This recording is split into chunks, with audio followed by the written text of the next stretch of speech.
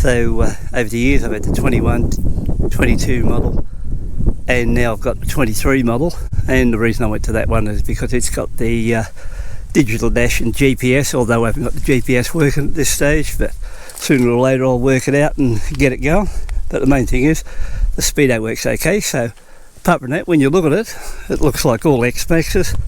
So the only thing you get different with this one would be, one, they've revised the windscreen.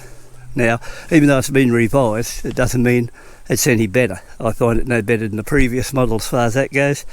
And the indicators are now sitting either side of the windscreen itself. Now they've also put in an LED headlight. Now the LED headlight looks really smart. It looks fairly mean.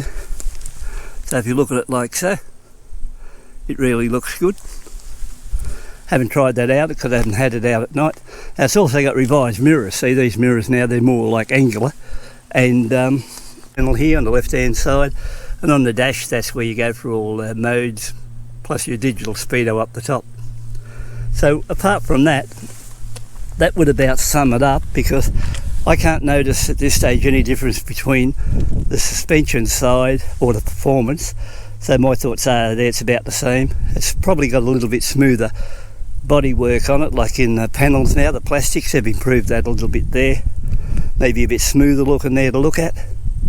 But apart from that, you know, if you've got a model previous to this, unless you want to jump out and get onto one of these just for the fact it's got GPS and digital speedo, that'd be the only reason.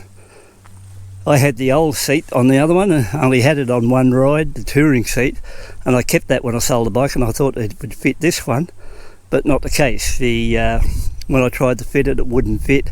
So in other words, I would have to cart underneath here somewhere on the plastic, and I wouldn't do it on the bike, but I might do it on the seat and try to get it to fit that way. That'd be the only way that I might be able to modify it to fit. Suspension wise, they're still good up front, not too good at the back, so if you were serious you'd probably have to think about aftermarket shocks. But apart from that, you know, you get all the other stuff there. They're a nice handled little bike, they run really well, they're fairly comfortable to ride, I think, for a scooter. They're not crash hot compared to a motorbike. A motorbike's far better, but these ones are running 15-inch front wheels, 14-inch rear, and you can't expect a very good ride out of those until you get up into the bigger wheels, and even that doesn't help you sometimes. So as far as that goes, it's still got the chatty old spring shocks what come with all the models. But on the road, it's a nice smooth bike to ride. There's no vibration. You can run along at 100 kilometres an hour, no trouble at all. And this one's only done 180 kilometres, so you can't get out and flog the crap out of it. But apart from that, it's a nice place to be. It'd pull someone along or a passenger on there at 100 kilometres an hour, no trouble whatsoever. It's got really good power, and if you want a bit more performance, you could always get into it later on and fit an upmarket roller kit to give it a bit more pickup if you need it. But you know, when you get behind it and touch it, it just doesn't sit there, it does take off, so that side's alright. So this is just my mini review on it, and if you watch on a bit further, I'll put up a test ride where I'm actually out on the road moving it along. But apart from that, these are pretty good bikes. I've had it now, like I said, 2 months, and this is the first time I've been on it now for, I think, 6 weeks or more. So looking at it that way, it was a 6-week break and then back on the bike, and after that found it pretty good to be back on it and enjoyed the scooter experience, I suppose. Gives you an idea. By the way, I've put a full tank of gas in it, so I want to test ride and see how far I get to a full tank of gas.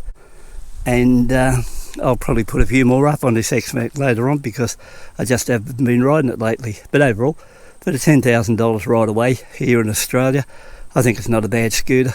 Looks the part, goes well, got good brakes on it, seating's reasonably comfortable in the stock seat, but I think it'll be better when I put the touring seat on it, because I was impressed with the touring seat.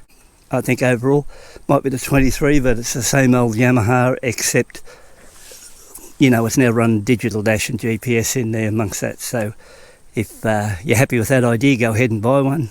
If you've got the other one thinking, well, I don't need that crap, well, you'd be happy on our ones too, because I found nothing wrong with those either. You do get Yamaha reliability, and I do find that any time you can go out on these scooters, turn them on, they'll kick over and go, and you can get out on the road and start cruising away. Not sure about the exhaust note if it's going along, because I never had me mic set up there to pick up the exhaust, but you know, later on the trip, so I might just give it an exhaust check. And you know, your storage space underneath in your control, one side locks, one's just a quick release. I did try it on with me legs up on the running board here.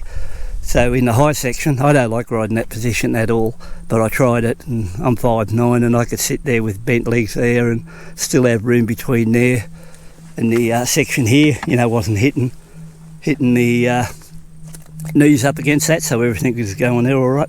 I don't know, they're just a good little vehicle to travel around on, and if you're not into motorcycles, it's a good way to go with something different. I think next time out I will lift our windscreen up and put it in the high position, because I did get a bit of buffeting around the eyes and that. But you know, don't kid yourself if you say, oh well, the Forza's got a power windscreen. Well, I did reviews on that where I ran Forza against the 21 model Xmax 300, and I owned both bikes at the time because I just bought them to see what they'd be like to put against each other. And I found overall that the Forza windscreen power is a gimmick. All you get there is playing with it all the time, the windscreen that is, and you know, it doesn't serve any purpose apart from you can power it up, because this one on high, or the old model on high, equal the Forza on high. So either way, you know, like I said, you don't kid yourself, you'd need a wind deflector to get the proper results out of it, to get a bit more blockage. And I think I did try a wind deflector on one of them, and it did make an improvement.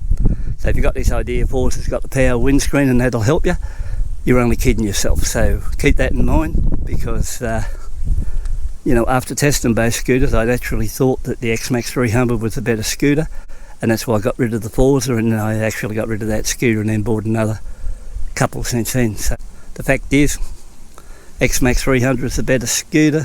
Forza might have a little bit more power and better brakes, but today I found the brakes are pretty good on this. And when I did test both bikes going back a year ago, back to back, I had both of them smelling really hot from really hard brake application, so I wasn't playing with them. I got out there and give them a workout.